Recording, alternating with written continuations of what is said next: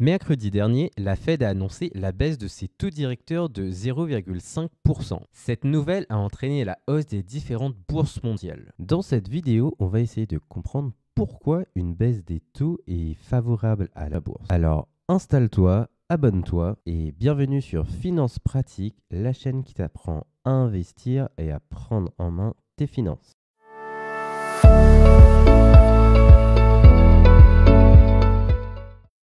Avant de commencer, la semaine dernière, il y a eu un commentaire que j'aimerais répondre dans cette vidéo. C'était de savoir où trouver les comptes financiers d'une entreprise. Alors, il faut savoir que les entreprises cotées en bourse ont l'obligation de publier, que ce soit chaque trimestre et chaque année, ces comptes financiers. Alors, ça veut dire que tu peux les trouver sur leur site internet. Pour Hermès, c'est dans l'onglet Finances et Gouvernance que tu peux trouver l'ensemble des rapports des différentes années d'Hermès. Pour les autres entreprises, c'est généralement ce genre d'onglet, que ce soit investisseurs, finances et gouvernance. Concernant l'autre partie du commentaire, qui est invité à comparer différentes entreprises entre elles, il faut savoir que en ce moment, je suis en train d'approfondir mes connaissances sur la finance. Actuellement, je fais la lecture du livre Comprendre toute la finance de Christophe Thibierge. Donc, j'aimerais bien approfondir mes connaissances avant de vraiment vous faire une analyse détaillée de différentes sociétés. Le but de cette chaîne, c'est vraiment retracer mon chemin d'apprenti investisseur. Du coup, c'est vous présenter chaque semaine les différentes connaissances que j'ai pu acquises. Et ensuite, à la fin, ce sera vraiment de construire un portefeuille et vous partager ce portefeuille et comparer différentes entreprises. Place maintenant à l'épisode. Pourquoi la baisse des taux est une bonne chose pour la bourse? La baisse des taux de la Fed, mais également de la BCE, est une bonne chose puisque la baisse des taux implique une baisse de la rémunération de l'épargne. Ça veut dire que le taux de livret A se va réduire. En effet, le taux du livret A est fonction de l'inflation qu'on a vu qui était en baisse, mais également des taux de rémunération des dépôts qui est fixé par la BCE. Donc, une baisse des taux implique une baisse de la rémunération de l'épargne. Il en va de même pour le LEP, le livret d'épargne populaire. Pour ceux qui ne le savent pas, le LEP, c'est un livret qui, sous conditions de revenus, permet d'avoir un taux de rémunération supérieur au livret A. Actuellement, il est de 4%, alors que le taux du livret A est de 3%. Donc, ça veut dire qu'une baisse des taux directeurs implique une baisse de la rémunération de l'épargne. Et pourquoi cela ? Traditionnellement, on oppose les actions aux obligations. On dit qu'une obligation d'État est un actif sans risque. Dans notre cas, on va assimiler les obligations d'État au taux de rémunération du livret A, car le livret A est fonction du taux d'inflation et des taux directeurs de la BCE. Car comme pour les obligations d'État, le taux de rémunération du livret A est assimilé sans risque. En effet, il y a un risque existant comme pour les obligations d'État. Pour les obligations d'État, le risque c'est que justement les États fassent faillite et ne soient plus en mesure de rembourser leurs dettes. Pour le livret A, le risque est qu'une banque fasse faillite. Cependant, il faut nuancer ce propos. En effet, il faut savoir qu'en France, l'ensemble des dépôts auprès d'un établissement bancaire est garanti à hauteur de 100 000 euros par personne et par établissement bancaire. De même, il faut savoir que le livret A est garanti à 100% par l'État. Donc, le risque est quasiment nul comme pour les obligations d'État. Or, c'est la relation rendement-risque qui explique que lorsque les taux des banques centrales baissent, alors la bourse augmente.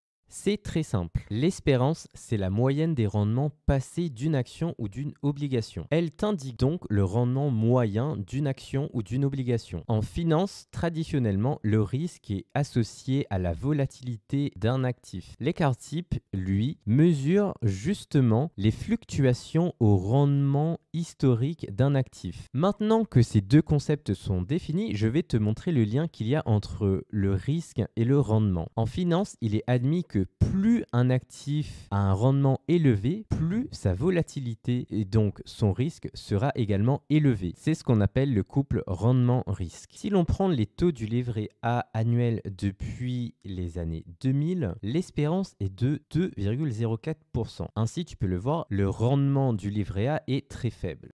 Donc déjà, tu sais que d'après le couple rendement-risque, tu sais que le risque sera très faible. Et en effet, lorsqu'on fait le calcul, l'écart type depuis 2020 du livret A est de 0,99%. Le risque était donc très faible. Selon une vision mathématique, cela veut dire que en moyenne, le rendement du livret A était d'environ 2,04% et que depuis 2020, les valeurs du livret A fluctuent entre plus ou moins 0,99%. Maintenant, si l'on regarde l'action Nvidia qui coûtait 0,08 $ en 2000, on peut voir que le rendement moyen est près de 7,40 $, soit si l'on compare au prix de départ, l'espérance est près de 9152% sur cette période.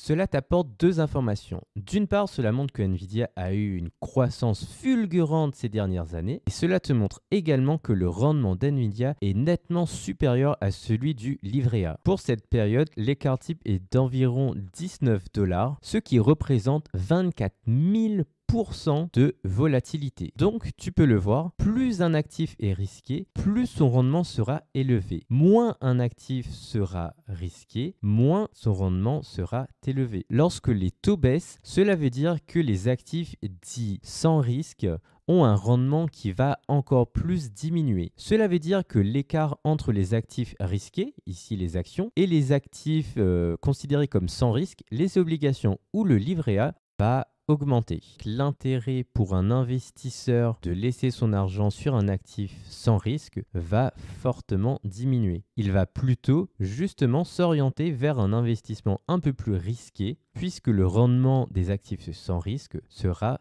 fortement diminué. Par ailleurs, la prime de risque justement d'investir dans des actifs plus risqués sera plus grande alors que le risque en lui-même, la volatilité, n'aura pas augmenté. C'est le rendement et la volatilité des actifs sans risque qui, elle, aura diminué. Voilà pourquoi la baisse des taux est tout le temps une bonne chose pour les investisseurs, sauf en cas de récession. Petit disclaimer, dans cette vidéo, on a vu que le risque était mesuré par la volatilité, mais on verra plus tard que risque et volatilité ne sont pas forcément associés. Mais bon, ça ce sera pour une prochaine vidéo. J'espère que la vidéo t'a plu. Je t'invite à la partager, à l'aimer et à mettre un commentaire. Et si tu as aimé, n'hésite pas à t'abonner. Merci beaucoup et à une prochaine fois pour une nouvelle vidéo.